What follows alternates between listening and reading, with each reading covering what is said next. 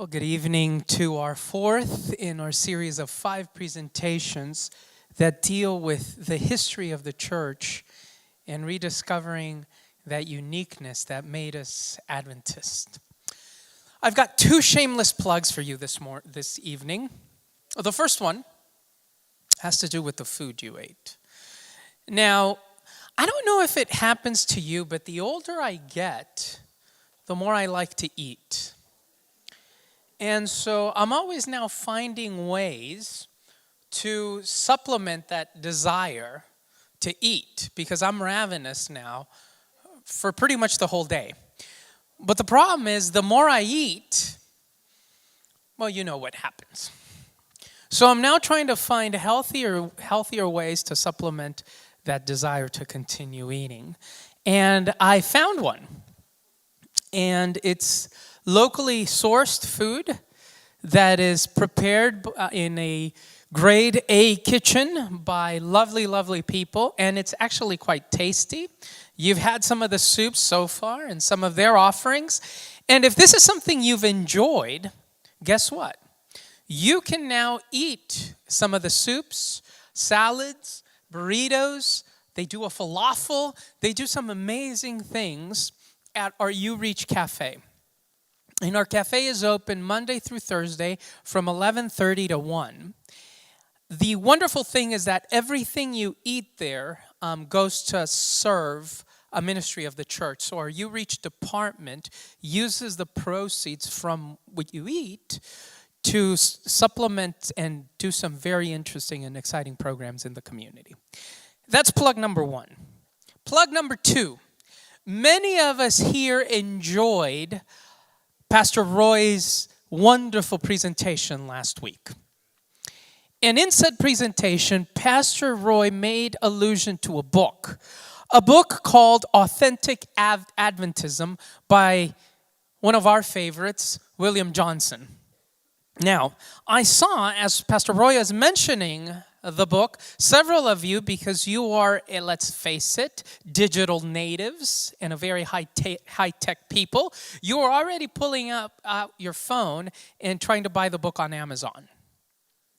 And if you did, you saw this book for $13 on Amazon. Well, you can do that and give Jeff Bezos some more money, or you can buy it at a very special price here at the Loma University Church. Pastor Daryl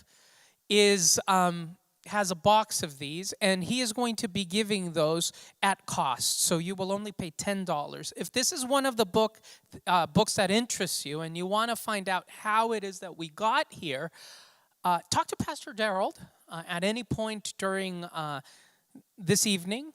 Hopefully not while Pastor Joey is presenting. And take this book with you. It really, really is insightful. Now, one of the most amazing things we have is a church that is about as hierarchical as any denomination. We, last I heard, have 5 levels within the Adventist church. And so a lot of us look at the church and at the structure of the church and say, ugh. And then you talk to Pastor Joey, and you see that a lot of the processes and the structures that we have were created because we wanted to support a vision.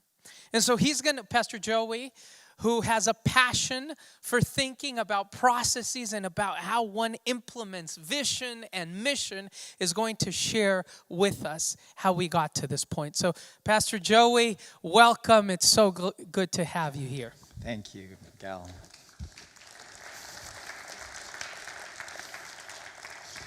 Good evening. I was asked to talk a little bit about the organizational structure of our church.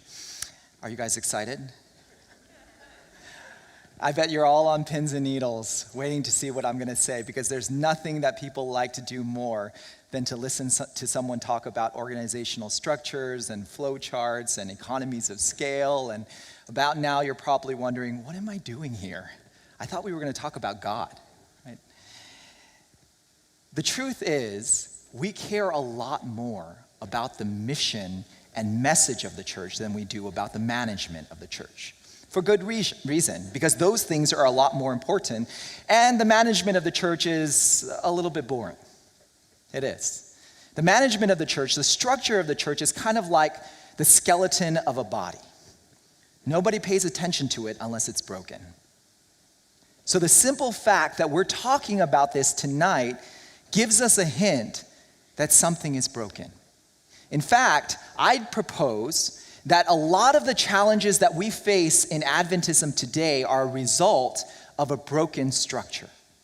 See, our structure, the structure of the Seventh-day Adventist Church, no longer fits our reality. Now, that's a big statement, so I'm going to explain that in a little bit. But before I do, I'd like to take you through a history of the structure of our church to show you how we got to where we are today. Are you with me?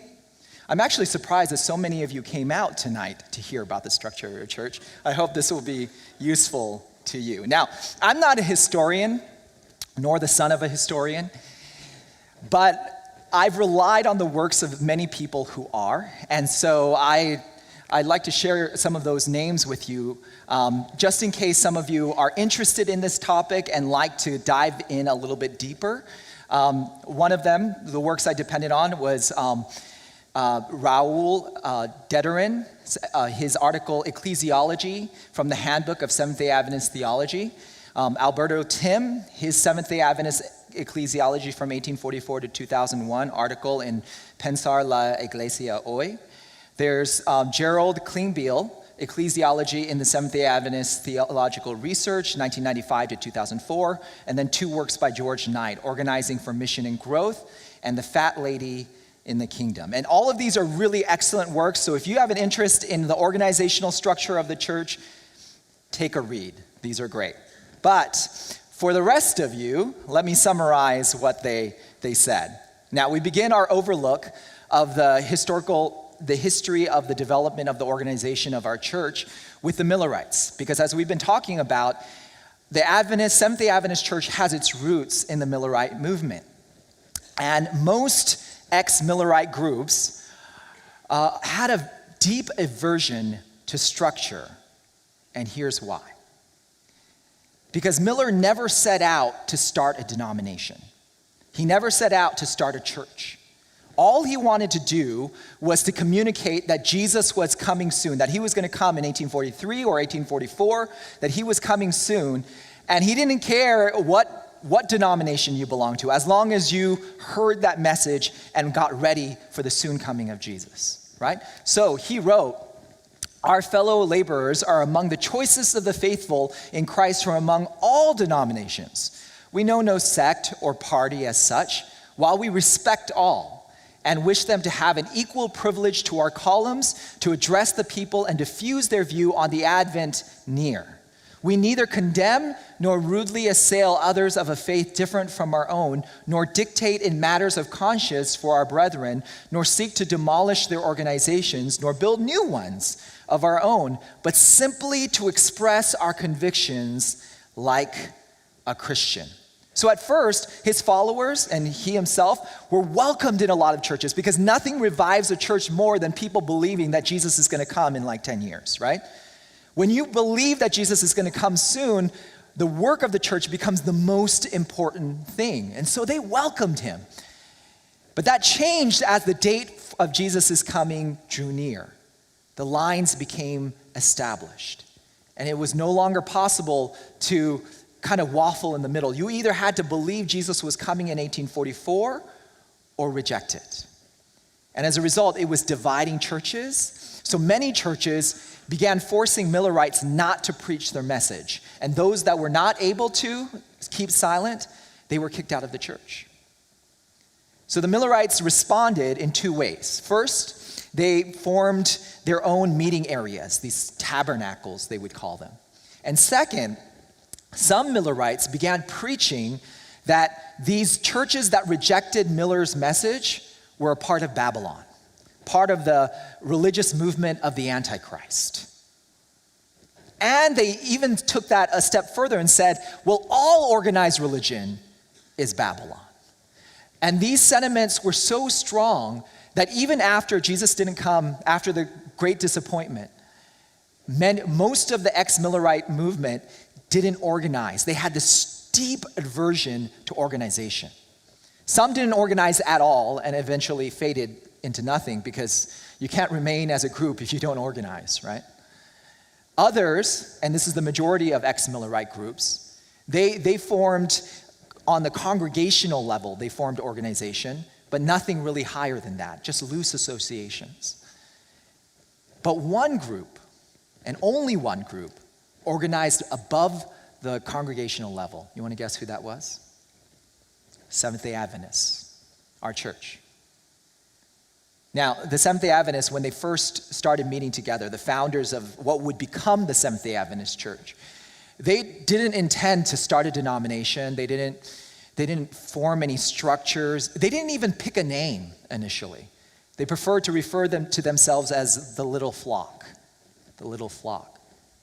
And so their whole concept that kept them together was not an organizational structure, but a common mission and a common message. That's what held them together, a common mission and a common message.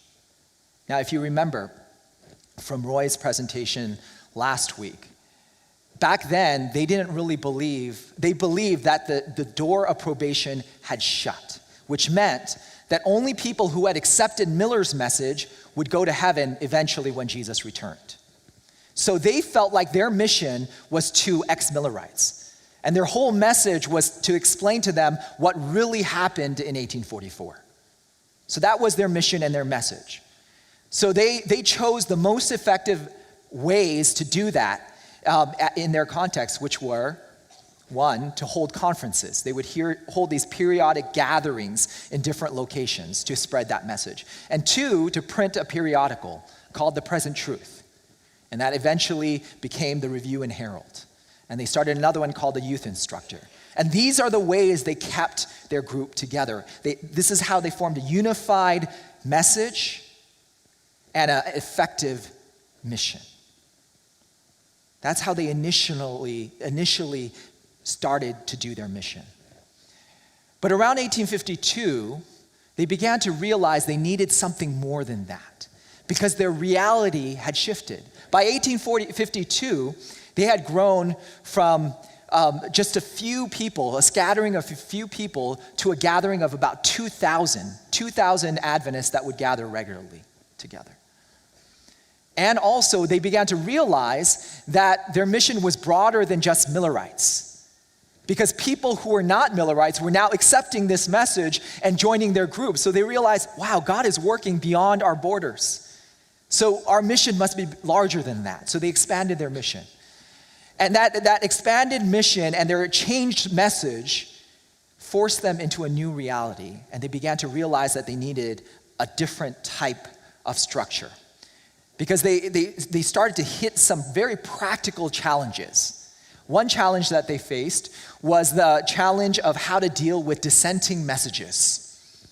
They had dissenting messages. Without an organization, there was nobody to say, oh, this person that comes to your church and preaches, what they're saying is totally contradictory to everything that we've been working on together, right? So they didn't know how to deal with these dissenting messages without some kind of structure to work through these dissenting messages. Also, owning property. All their property was personally owned. Can you imagine that? For example, James White owned the printing press himself. And that was okay while the church was small, but as it grew larger and people came in that didn't really know James White, it became an issue. They started questioning whether he was making money off of the church, right? So owning property became a problem. And third, paying and coordinating ministers also became an issue. Back then, they didn't have a pastor over a single church. Pastors traveled from church to church, planting churches and edifying others, kind of like Paul did in the New Testament times. The challenge was there was nobody coordinating their movements to ensure that there was an equal spread and division of labor. And there was nobody making sure that these pastors got paid. So for an example of the challenge they faced, J.N. Loughborough, for a 3-month period while he was serving as a minister, he received a fur coat that was worth about $10 at the time and $10 in cash. for 3 months of work.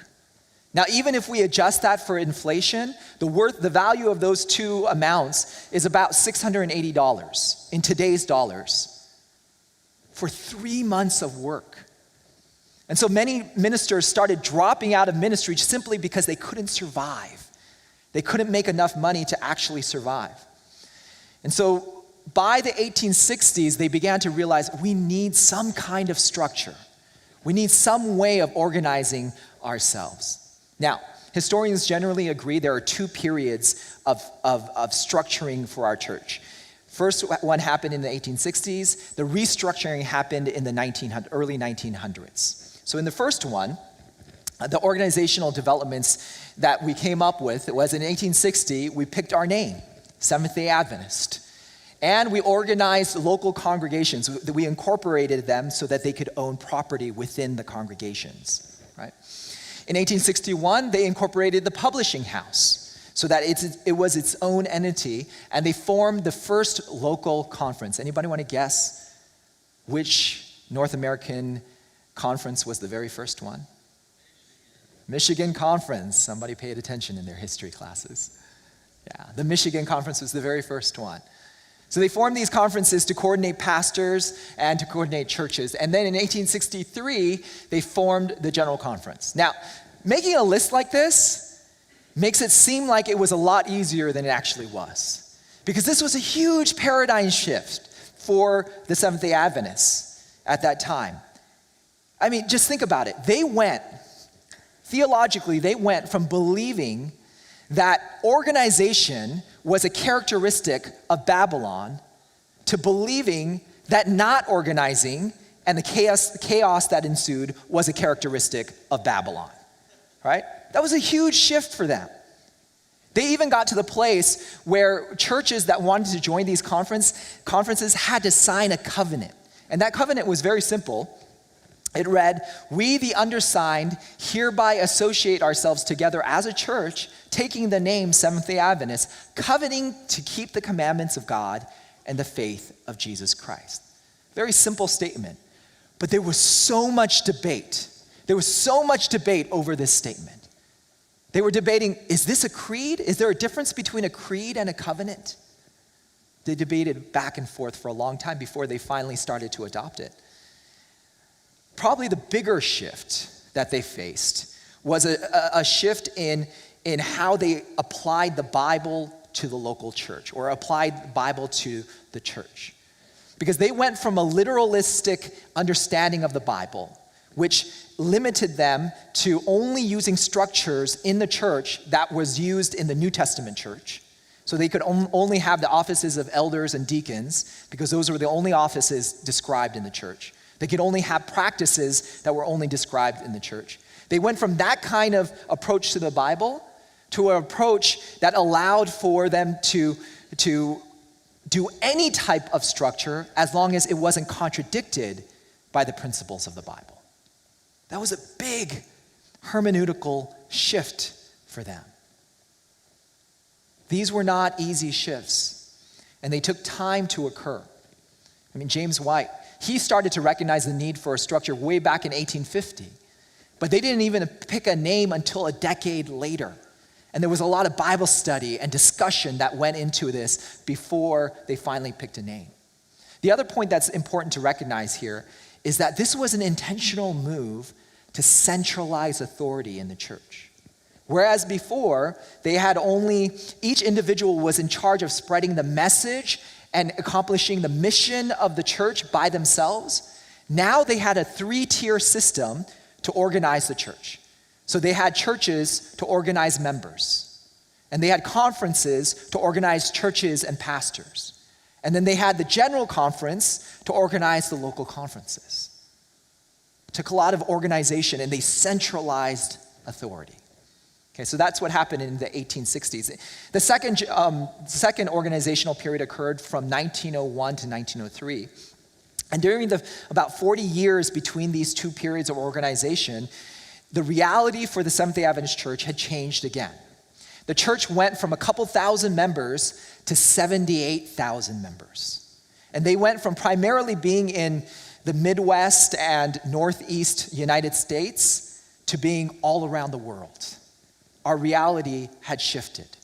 In 1863, the church had 6 local conferences and 30 workers, 30 pastors or evangelistic workers. By 1901, we had 45 conferences and 42 missions, so 87 in all, and 1,500 workers. So the church had grown a lot during this period. We went from having one denominational institution, which was the publishing house, to dozens of publishing houses and healthcare institutions and 200 schools. So the reality of the church had shifted quite a bit. And as a result, a bunch of auxiliary organizations just started popping up on their own to try to organize all these ministries and institutions. Things like the Sabbath School, the General Sabbath School Association, and the SDA Educational Society that coordinated all the schools. And these were only just loosely connected to the church. And so they realized there was a need for a shift once again. In addition, the church had at times given a little bit too much authority to the GC president. See, the GC Executive Committee only met for a couple weeks each year. And in between those times, the management of the church, the world church, fell upon just 3 men: the GC president, the secretary, and the treasurer. And they would get together and decide these huge decisions about the direction of the church. And so this overdue attention, this great influence that these 3 men had finally came to a head in the 1888 GC session. And I'm not going to go into detail about it because we've talked about it in previous sessions. But the main point was, after that session, people began to realize that the president just had too much influence. Had way too much influence over the church. And so Ellen White began to write things like this about the president, G.I. Butler. She said, "I hope there will never be the slightest encouragement given to our people to put such wonderful confidence in finite, erring man as has been placed in Elder Butler. For ministers are not as God, and too much reliance has been placed upon Elder Butler in the past." Continuing, "It is because men have been encouraged to look to one man to think for them, to be conscious for them, that they are now so inefficient and unable to stand at their post of duty as faithful sentinels for God." See, the main voice opposing the overly centralized authority of the church was Ellen White. She wrote this. She said in 1896, she said, "The men at Battle Creek are no more inspired to give unerring advice than are men in other places to whom the Lord has entrusted the work in their locality." I want you to dwell on that word for a moment, locality. She repeatedly took a stand for localized decision making because she knew that people who were in that context knew how to adapt the structure and adapt their practices best for that context. Especially back then, when it took so long to communicate from one locality to another. So by the turn of the century, most had recognized that there was a need for change, a need to decentralize the authority of the church. The question was, how do they do it? And that was the discussion of the 1897, the 1899, the 1901, and 1903 General Conference sessions. And as a result, what ultimately they came up with was this. First, they centralized authority in that all the institutions were owned and operated by the church as departments. So the healthcare institutions, the schools, everything came under the umbrella of the church as departments of the church. But then they also decentralized authority by spreading out the decision-making among more people. So they increased the GC Executive Committee to 25 members, and then they formed unions to take on most of the administrational functions that the GC had done in the past in their own regions, in their own areas, to coordinate mission between conferences. So they made these shifts. The most important thing to recognize here is that while there was some philosophical musings behind the change they made, really the reason they made it was for practical concerns. They wanted to make their mission more effective and their message more united. They wanted to spread out the decision making so it was more representative of the entire church. So effective mission under broad representative and localized control was what guided the formation of this structure. And since that time, we have adjusted our structure a little bit. We've tweaked our structure a little bit since then.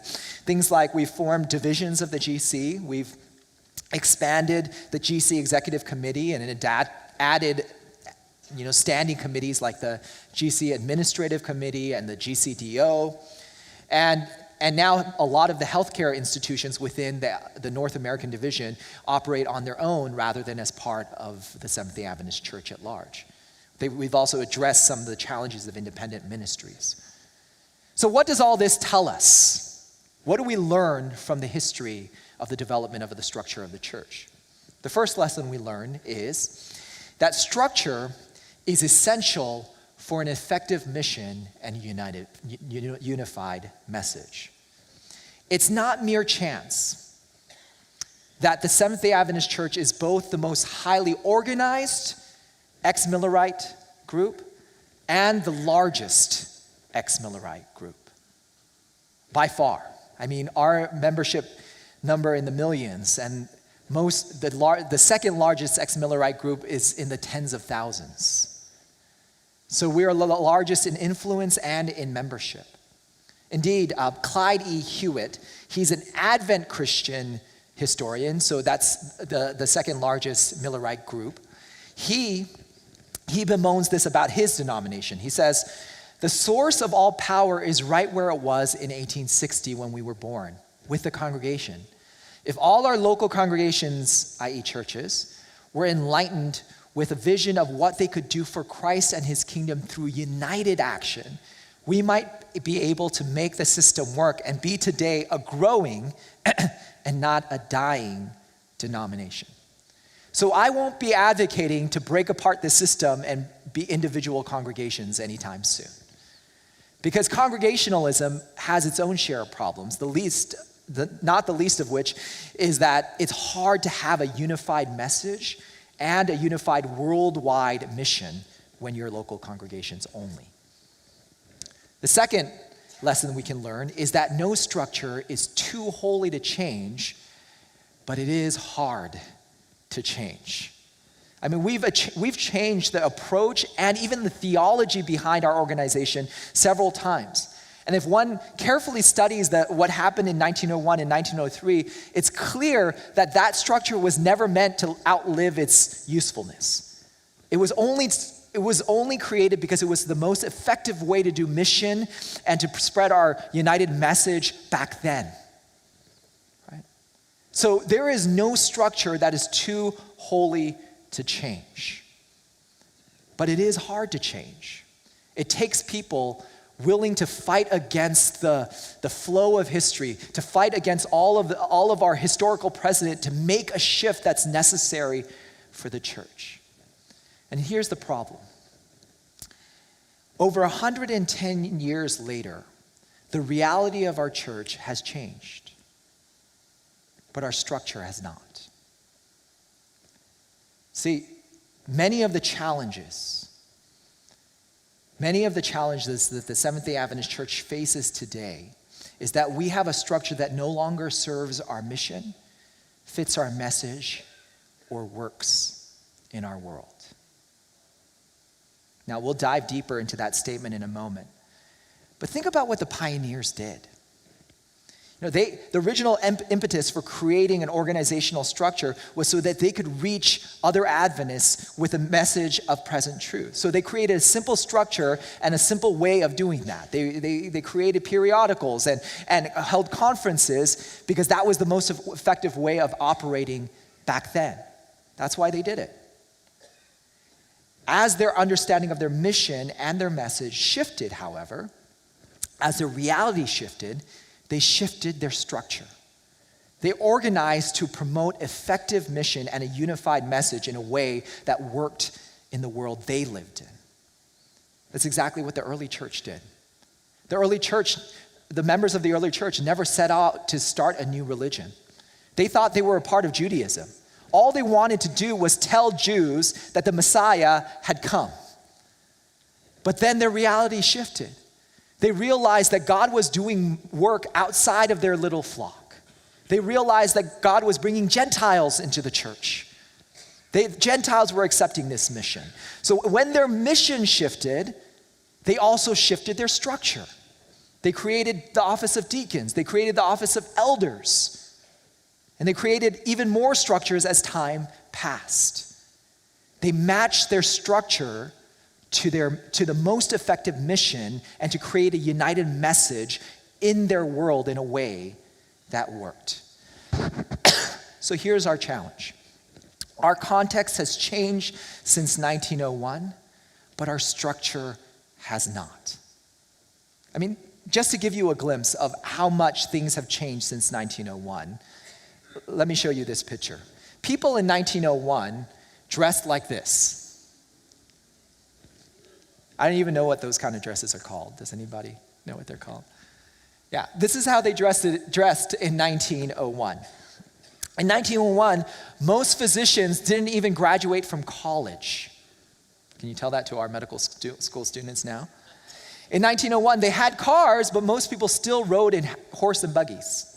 Right? And if you wanted to travel across the country, you rode in what? Trains, right? And it would take over a week to travel from New York to San Francisco in a train. And that was considered fast, because before then they had covered wagons, and that would take a really long time. I don't even know how long that took. And if you wanted to travel internationally, you had to do it via steamboat, right? And it took several weeks to travel from San Francisco to Australia via steamboat. Imagine that. Communication. They had telephones back then, but most people still communicated, especially long distance, by telegram, right? Using Morse code. And if you had a longer message, then you sent a letter. So to get a letter from Australia to the GC headquarters, it would take about 4 weeks for that letter to travel. Then when it arrived, they would have to deliberate and then send a message back via a letter. So sometimes they would be waiting for a decision from the GC office for 3 months before they finally got a decision. That was the reality of our church back then. In 1901, the membership of the Seventh-day Adventist Church was about 78,000. Do you know what our membership was in 2017? 20.7 million. 20.7 million. In 1901, 20% of the Adventist membership resided outside of North America. Now, 94% of Seventh-day Adventists reside outside of North America. In 1901, 10% of tithe came from countries outside of North America. Now, 56% of tithe comes from outside of North America. In 1901, 97% of Americans identified as Christians. Now, only 70.6% identify as Christians. So in 1901, you could just throw up a tent, have a meeting, and people would just show up to listen to preachers preach. Could you imagine doing that now? Go to San Bernardino, throw up a tent, start preaching. How many people do you think would show up? Our reality has shifted. Our world has shifted. Our mission has shifted. Our message has shifted. We have changed, and yet our structure has not. So to paraphrase Jake Mulder, our structure is perfectly calibrated for a reality that no longer exists. So how do we bring our structure back in alignment with our reality? Here's my general principle right here. Structure should facilitate an effective mission and a unified message in a way that works in our world. Structure should facilitate an effective mission and a unified message in a way that works in our world. So let me break that down piece by piece. First, structure should facilitate an effective mission. It should facilitate an effective mission. Now, mission should be the key behind how we design our structure. Who performs the most effective mission in whatever context? Like worldwide mission. Who is best designed to promote worldwide mission? I think the General Conference is. The primary reason why the General Conference should exist is to plant churches in places where there isn't a significant Adventist presence already, right? And to coordinate other organizations from other areas to help facilitate that mission in those localities. That should be the primary role of the General Conference. But where there is already a significant Adventist presence, we should trust the Adventists in those localities to adapt the structure and the methodology to what works best in their context. I mean, that makes sense, right? That was the whole motivation behind the 1901 restructuring, was to allow the localities to have the freedom to make adjustments for the most effective mission and how to adapt, how to communicate the message in a way that was effective. As long as it doesn't contradict the overall mission and message of the church, they should have the freedom to make adaptations. So mission should govern structure and not the other way around. And yet sometimes our structure has become so rigid that it actually determines how we do mission. So structure first should facilitate an effective mission. Second, structure should facilitate a unified message. Now, throughout this series, various pastors have been preaching or have been sharing about a crucial Adventist theological concept known as present truth. And if you've missed the other presentations, I encourage you to go watch them online because what I'm going to say today kind of builds on what they've already said. Some people think of present truth as a corpus of beliefs that identify the Seventh-day Adventist Church. And while that's part of it, it's not the totality of it. Because behind that list of beliefs is a theological concept. And the idea is that God can continue to teach us. It's an orientation towards humility. That even though this is what we may understand God to be saying now, we open the door for God to be able to teach us more later. Right? That's the idea of present truth. So what defines present truth is an orientation towards this idea of progressive revelation. And from the inception of our church, our orientation ideally has been that way. That's why that corpus of what composed present truth has changed over time. Right? And that's why for a long time our Seventh-day Adventist Church even resisted writing down a list of our beliefs. Do you realize that we didn't write down a list of beliefs until 1930? Until 1931. And that list wasn't made official until 1980. That's when it became an official listing of the doctrines of the Seventh-day Adventist Church. And even when they made that official, they added this preamble that Roy talked about last week. This preamble that says that this statement of beliefs is not a creed, it's not a non-negotiable, unchanging statement of our beliefs, but that we are open to God changing and adjusting this for us in the future, right? And this is what it says in the preamble. Seventh-day Adventists accept the Bible as their only creed, the bold print is mine, and hold certain fundamental beliefs to be the teaching of the Holy Scriptures. These beliefs constitute the church's understanding and expression of the teaching of Scripture. Revision of these statements may be expected at the General Conference session when the church is led by the Holy Spirit to a fuller understanding of Bible truth or finds better language to express the teachings of God's holy word. In other words, we recognize that God can and will lead us to a better understanding of who He is and what He's trying to do in this world. We leave the door open for that. So the challenge that faced the early Adventists, and it faces us today, is how do we create a structure that allows for a unified mission, a unified message, but still opens the door for that message to adapt and grow as our understanding grows? How do we do that? So here's my proposal. That we structure around a center set orientation rather than a bounded set orientation. Let me explain. See, there's two ways to define a group. Categories that anthropologists, they call bounded sets and center sets. Bounded sets and center sets. And many people think of Christianity like a bounded set. In a bounded set, this circle represents these boundary markers that define who's in the group and define who consequently is outside of the group. They could be practices or beliefs or different philosophies that if you believe these things, you're inside. So if you believe in a literal seven-day creation, then you're in. If you practice studying your quarterly every week, then you're in the group. If you come to church on Saturday, then you're in. This is normally how we define groups. You ascribe to a certain number of beliefs or you follow certain practices and you're a part of the group. This is a bounded set. But the Seventh-day Adventist Church was revolutionary in that it didn't operate, at least from the very beginning, as a bounded set.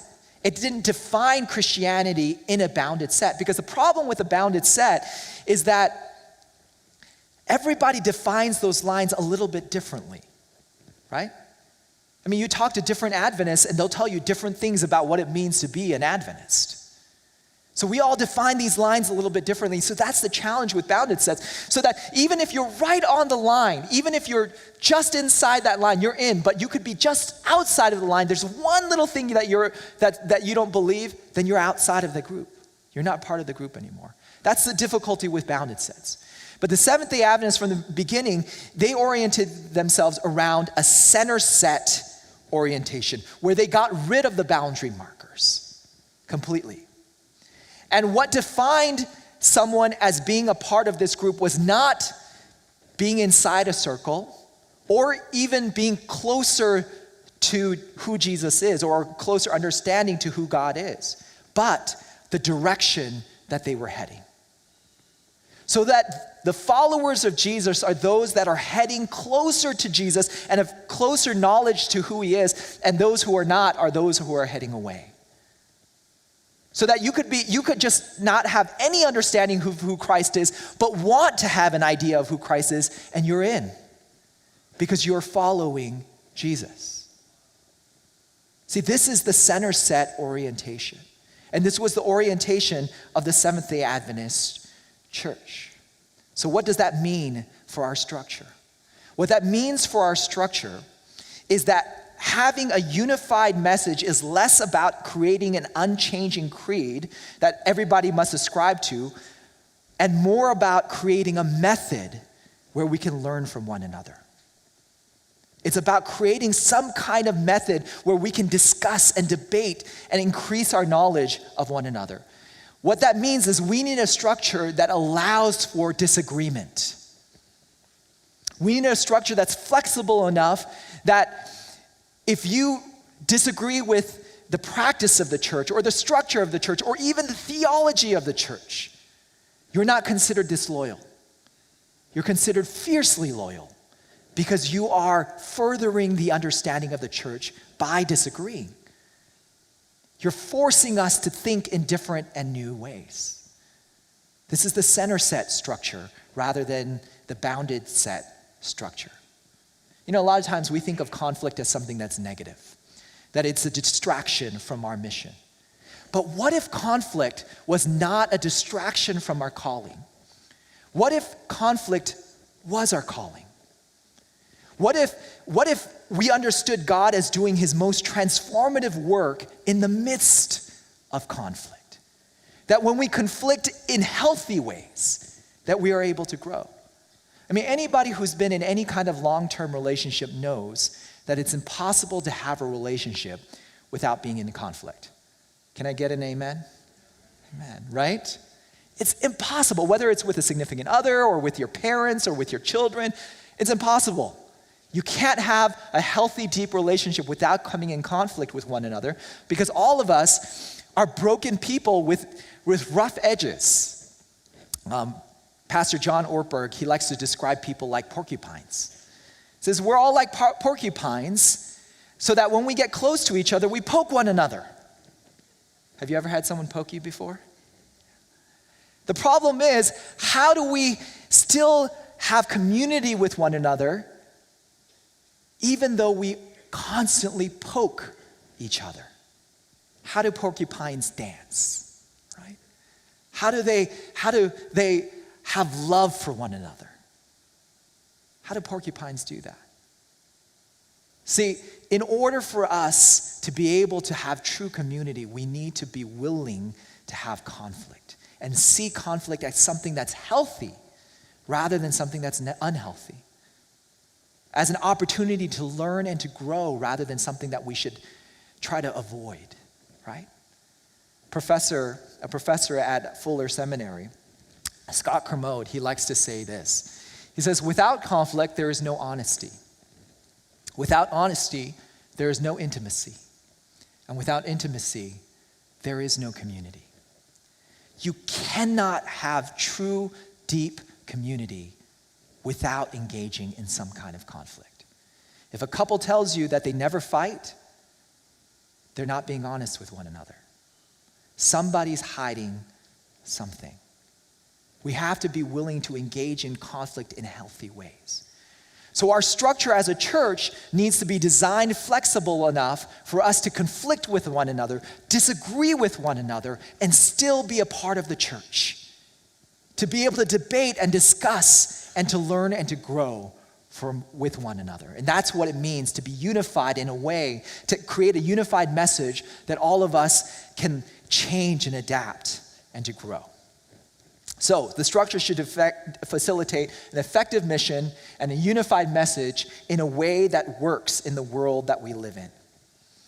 Our world is vastly different than it was in 1901. The world has gotten smaller. Travel has gotten so much faster. We can travel to all parts of the world within 24 hours. We no longer have to ride in steamboats to travel to places. And advanced technology allows us to communicate instantly with people anywhere, almost anywhere in the world, without even having to travel there.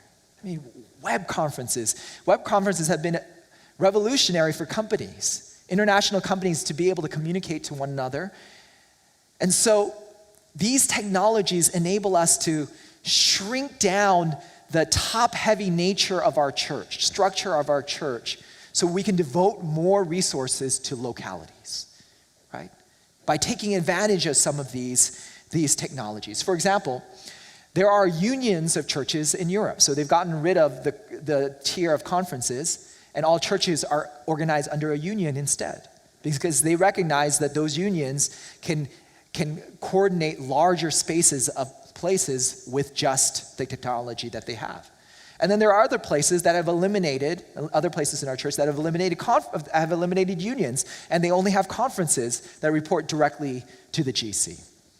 And then there are other areas that have both unions and conferences, but they don't duplicate work, right? So if you have a youth ministry department in the union level, you don't have them in the conference level, or vice versa, right? Another way to save on resources. So our world has gotten smaller. So we can take advantage of that in a way to promote our mission and message with a more slimmed down structure. But while our world has gotten smaller, our church has gotten larger. It's grown, right? So we've spread into more contexts, into more countries, into more cultures. So it's true now more than ever before that a one-size-fits-all approach does not work. As far as back as the 1900s, Ellen White understood that those living in local contexts often make the best decisions for their context because they live in those contexts. And the more diverse our church becomes, the greater our need for flexibility for local congregations and missions and institutions to make decisions for themselves. And that's why over the past 3 decades, we've had so many articles agitating for the need for change in our church. So in 2005, the GC Executive Committee commissioned a committee to a commission on ministries, services, and structures, and their guidelines was, their goal was this: to research and evaluate in light of denomination, mission, and unity, the necessity, efficiency and effectiveness, of current denominational structure. And 2, If a need for structural change is indicated, define a rationale for adjusting denominational structure and propose a structural revision that enhances the mission, focus, and global unity of the world church. All to say that it's saying we need to be okay with change, right? And so they actually did this. They implemented their recommendations, and there is actually, in the GC working policy, which I'm sure all of you have read, in the GC working policy, there is now a flexibility of structure that says you can do things if you want in your own context. And yet, the majority of the world still operates off of this 4-tier structure that we've had since, well, now 5-tier structure, that we had since 1901, since the 1900s. Why? Because change is hard. Change is hard. So it's going to take people, courageous, brave people like James White did in the 1860s, like Ellen White and A.T. Jones and others did in the 1900s, to agitate for change, to push for change, even when it's unpopular, to make change happen. See, it's a miracle that as diverse as our church is, as diverse as it is in culture and language and ethnicity and practice and even theology, as diverse as we are, we have somehow remained together. We're one of the largest, truly worldwide Protestant denominations. Most other Protestant denominations have fallen apart. And yet we have somehow remained together. And if you know anything about the history of our church, it hasn't been easy. It's been difficult. So the challenges we face today are no different than the challenges we've faced in the past. They're only larger because we are larger. So it's possible for us to remain united in mission and in message, but only if we trust one another. Only if we trust people in their local context to apply the mission and message of the church in an effective manner in their locality. Once we start looking over each other's shoulders, once we start to lose trust in each other, that's when this beautiful, wonderful dream we call Adventism dies. Thank you.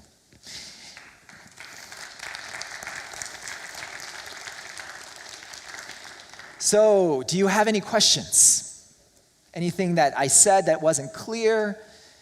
Any questions you had about things that I might not have described? If you want to come to the mic, you can. Otherwise, you can raise your hand and we'll bring the mic to you. Any questions that you have about what we talked about tonight? When did that General Conference Commission on Structural Change happen? When was that? So they were commissioned in 2005, but their recommendations were voted in 2007. So it's been, 11 years, 12 years since it was voted in. There was another question.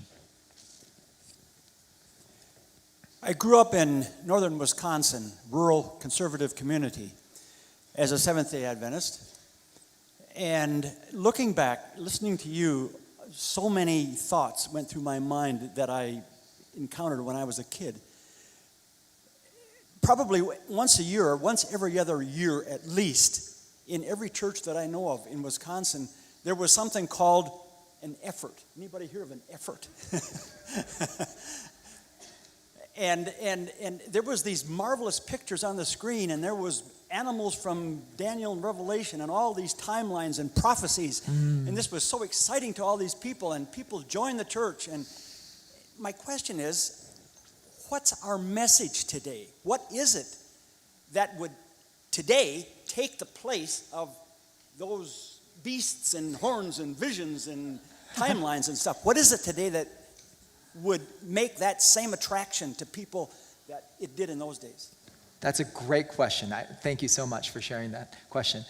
So what is our message for the Seventh-day Adventist? I think in one way, our message is the same as it's always been, which is Jesus, the message of Jesus, the good news that Jesus came and he died and he's coming to rescue us.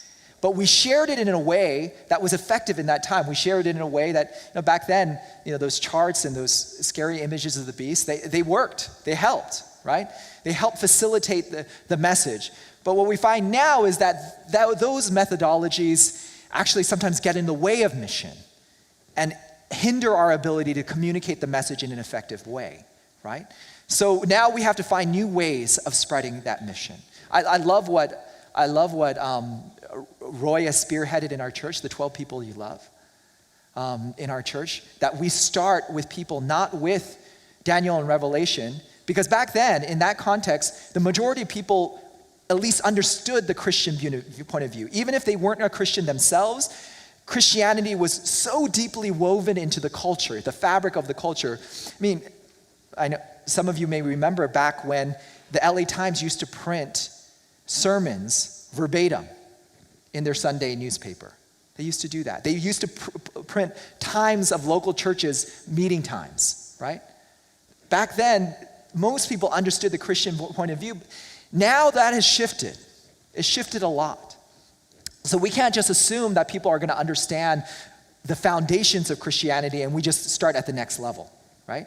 We need to start from the basics, and that's why I love what Roy is doing with the 12 people you love. Pastor Philip. Pastor Joy, I just first want to say, man, fantastic presentation. I was really inspired and touched. I'm wondering, when we think about structure in North America itself, I've seen that we have both conferences that are established for personal dynamics that existed in the slavery time periods, and so we created black conferences, regional conferences. How would we, in the North American context, restructure to share the responsibilities while not saying, hey, we don't need these conferences that are multicultural? How does that work in a restructuring system when everyone wants to see effective ministry happen for their demographic? Yeah, that's a great question. What does this look like in the North American division, right? I think even in the North American division, there is a difference in different localities. The reality in Arkansas is very different than the reality in Southern California, right? And conferences in certain areas are struggling because they don't have enough members in their locality and enough resources to support this very top-heavy structure. So actually, the push for change is coming more from those localities because they recognize this isn't working for us. It's not. Too much of our resources is devoted in this top-heavy structure that we don't necessarily need anymore. So I wouldn't say that there is one blanket way to make change, even in North American division, but I would point to two principles, guiding principles that we should follow. One is we need to slim down. In some way or another, we need to slim down the top-heavy structure because we don't need it anymore. Our world has changed. Our communication methods have changed. We don't need redundant ministries at every single level. Do you realize that there is a department for education at every single level of our structure? Every single level. And a lot of that work is duplicated over and over again. It's wasteful, but that's the way that it's always been. That's the way that it's always been. So it's hard to change. It's very hard to change.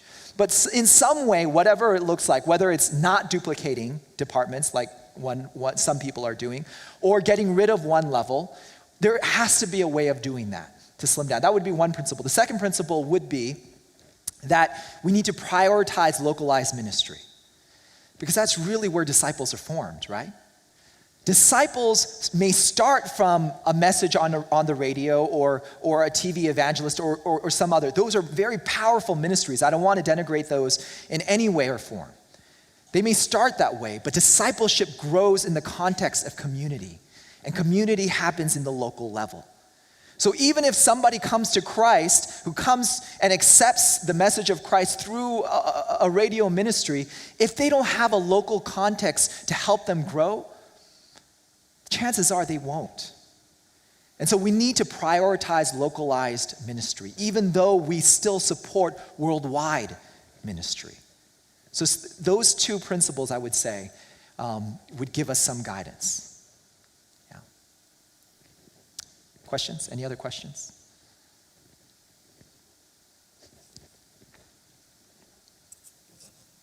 Well, this commission that formed to say that we could change, did they say how to do it? Sorry, go ahead. The commission in 2007 that said that we could change, did they say how to go about it? Yeah, actually, some of the ones I listed are ones that they have listed, where we get rid of one level, where we don't duplicate, where we also coordinate ministries between different levels. So those are some of the ways that they've suggested.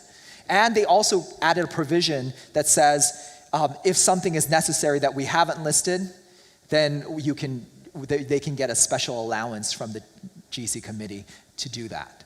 So the door is open. The door is open for us to make the change. The thing is that a lot of times the people that need to force the change is really our congregations, right? It would be very hard for someone who is working as a conference worker to vote themselves out of a job, right? It's going to be very difficult. Even though many of them are doing amazing ministries and they may want to, they're a part of the system.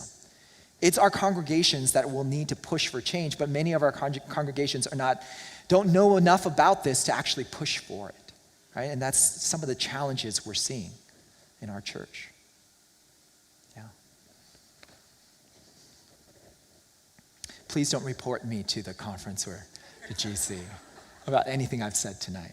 We're not recording, are we?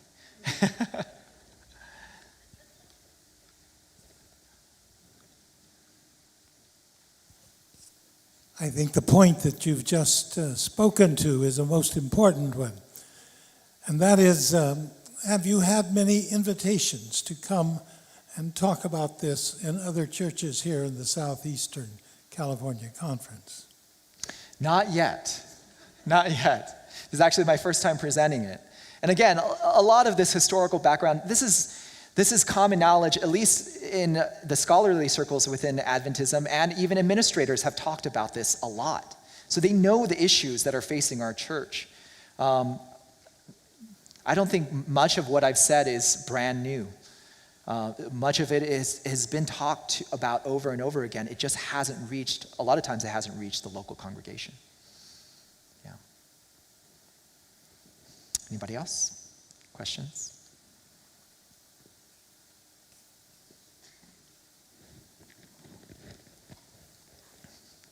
I know this is probably a dumb question, but what would you say to your teenagers or kids? What is the unique message of becoming a Seventh-day Adventist? Yeah. I think one of the most powerful reasons why I'm a Seventh-day Adventist, and one of the most beautiful truths behind Seventh-day Adventists, is that idea of present truth. That God can continue to help us understand Him better and better. And because of that drive is why we have the beautiful truths of the Sabbath and the state of the dead. I'm not denying any of these. I think these are wonderful, beautiful truths. The Sabbath message is a truth that is necessary for our world now more than ever before. In our world that's just getting faster and more hectic, this is a truth that is so relevant to our world, which is why actually a lot of non-Adventists are doing some of the best work on the theology of the Sabbath. Isn't that ironic? Now, they're not calling it the seventh-day Sabbath, but the message of Sabbath, that God has built into the rhythm of life, this day of rest, where life is more than just pushing forward and accomplishing, that He wants us to take these breaths to celebrate and to have some joy and to rejoice in who He is and what He's done. It's a beautiful message. It's a powerful message. But part of the reason why we have that is because our forefathers were willing to ask questions and push for a better understanding of who God was. They had the humility to say, you know what? This is what we understand about God now, but we aren't God, so He can lead us to better understanding of who He is. Which is why, we had Adventists. Well, Ellen White loved to eat pork, right? She had a hard time getting rid of shellfish. She loved to eat shellfish. But she was open to the idea that God would expand her knowledge about who he was and what's best for this world. And when he did, she took that hard step of getting rid of shellfish from her table. She did it, though, right? So whatever that step is for us, we need to be open to that. And I think that is one of the most beautiful truths about Adventism. The message of the Sabbath, the message of the second coming, the soon coming, the premillennial second coming, the state of the dead, and all its implications on our health message, and how holism is a part of our lives, that we are not individual parts of like spirit, soul, and body, but that everything is interconnected. These are important, powerful truths, but the reason why we have them is because we have this drive to understand God better and better. And that's the reason why I'm a Seventh-day Adventist.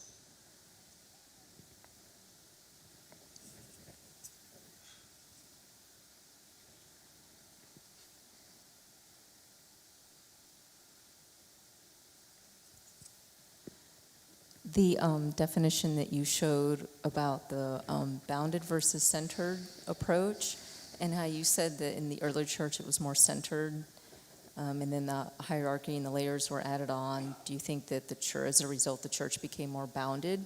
Because from my personal experience, it seems like I grew up in a generation where we fit the definition of bounded more than centered. I see that that's changing some as I am longer in the church.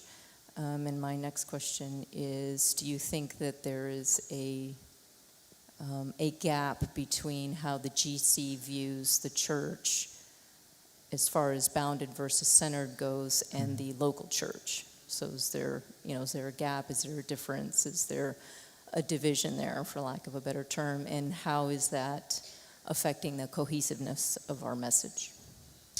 You bring up a really good point. Institutions are by their very nature conservative, because institutions are created to preserve something rather than to progress something in general. So whenever you create an institution, it's going to resist change because you're formalizing structures. That's just the very nature of it. And institutions that have been the same way for 100 years are even more resistant to change. So yes, I think by creating institutions, by organizing, we kind of trapped ourselves. And I'm not saying institutions are bad, because we need them. Because like I pointed out before, if we didn't organize, we would have never been able to promote the message that God had entrusted to us like we did, right? The church would have never been able to spread its influence like it did without organization. But we also have to recognize that organization can cause a calcification of the church, and fight that even while we support the organization of the church. GC, you can talk about the GC, but any level of our organization, as an administrator, there is a resistance to change. I'm the pastor for administration of this church. And part of my impetus, my normal reaction is when somebody tries to do something vastly different than we've ever done is to say no, right?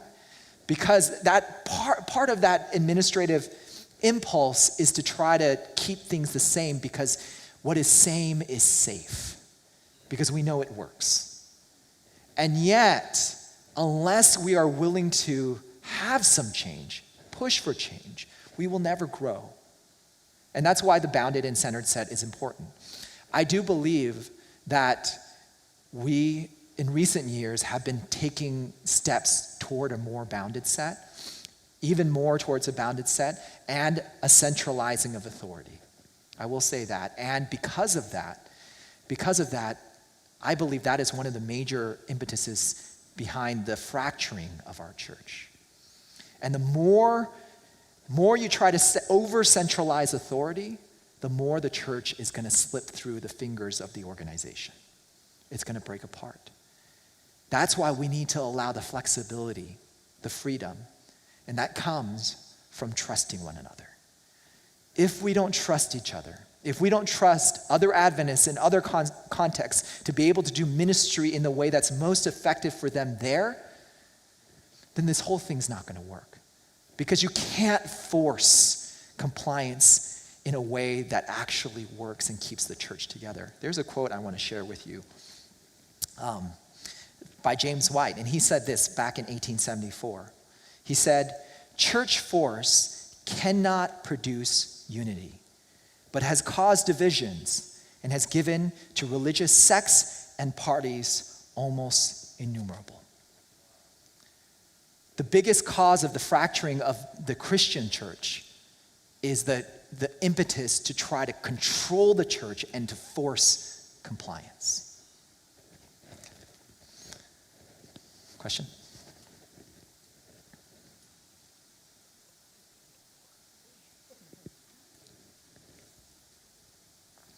Can we give Pastor Miguel a hand for all of his great work taking the mic around?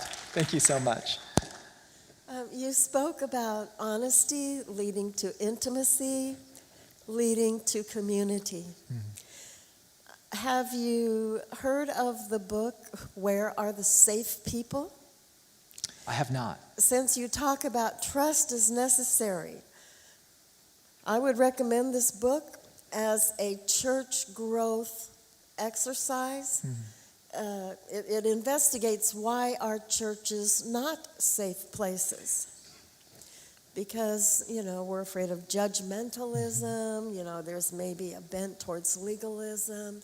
We're afraid to express our differences or allow differences.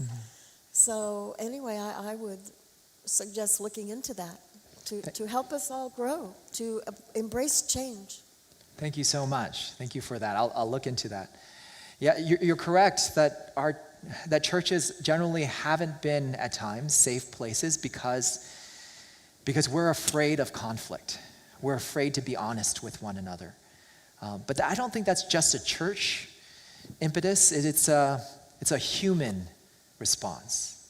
As humans, we're often afraid to really be honest with each other and to really engage in conflict. Thank you. Any other questions?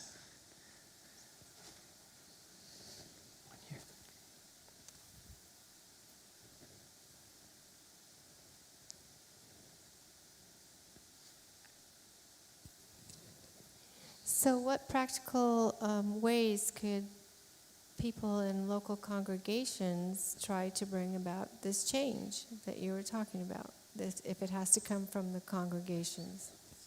So what are some practical ways that local congregations can make change? Yeah.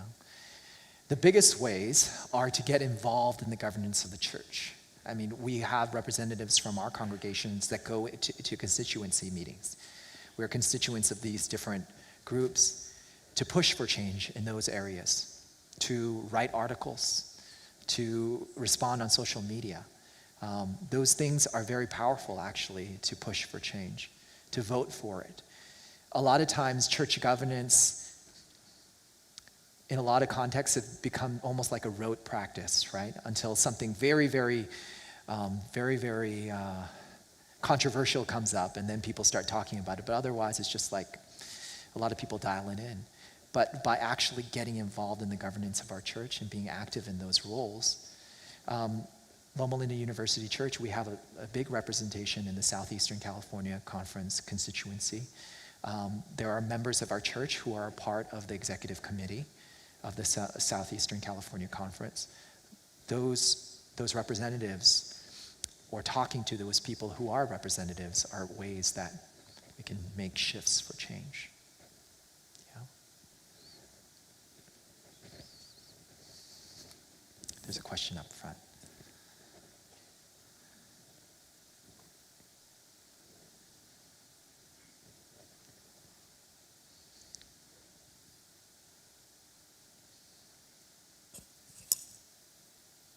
Is a general conference the final arbiter of doctrine and policies in the church, or are they supposed to be collaborative, etc.? Well, a little bit tongue-in-cheek, let me just say that the Holy Spirit is the final arbiter of doctrine and teaching in the church. However, the general conference in session, which means when all of the representatives from all around the world come together and they gather in the general conference session and they vote, that is when we can decide what most Adventists believe God is telling us about who he is.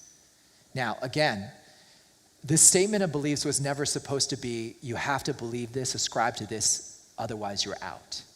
right?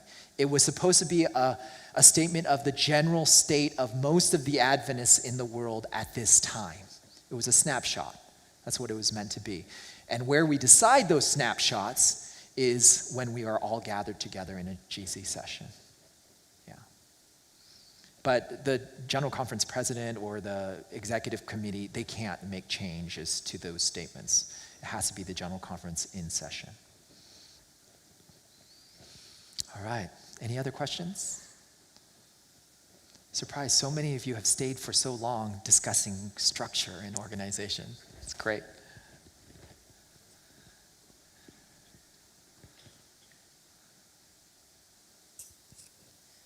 This may be a controversial question, but how does the new edict of the disciplinary action of the conference figure into churches making change?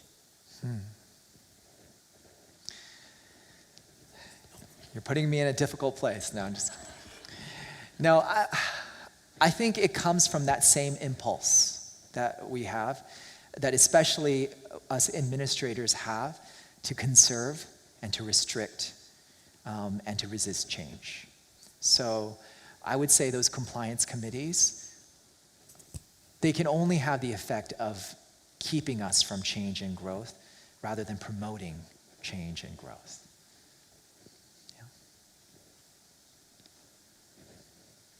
Any other questions? All right. Thank you so much for coming out tonight. Let me pray over us and our church as we close. Dear Heavenly Father, it's amazing that you entrusted your work to feeble human beings such as us. It's incredible that you've entrusted this powerful mission, this all-important mission to the church, as enfeebled and weakened as it is. You have bestowed your greatest blessing. And so we ask that as members of this organization we call the church, this organism, this family, this group that we call the church, that we be faithful to listening to your leading and to have the humility to change when you call for it. This is our prayer. In Jesus' name, amen. Have a wonderful evening.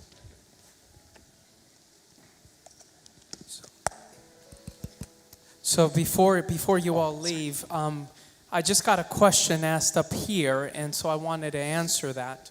Somebody was asking who's presenting next week. So you know.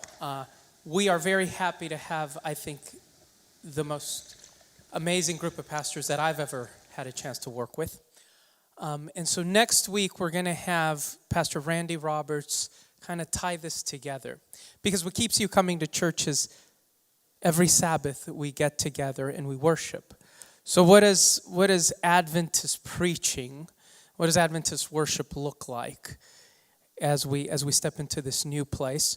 So join us. We will also encourage you to bring some questions. If anything in the previous presentations hasn't been clear or you have a question, we will be, as part of a panel, trying to answer those. And we've got something really, really interesting coming up. Several of you have been asking, why can't we get these presentations out to other churches?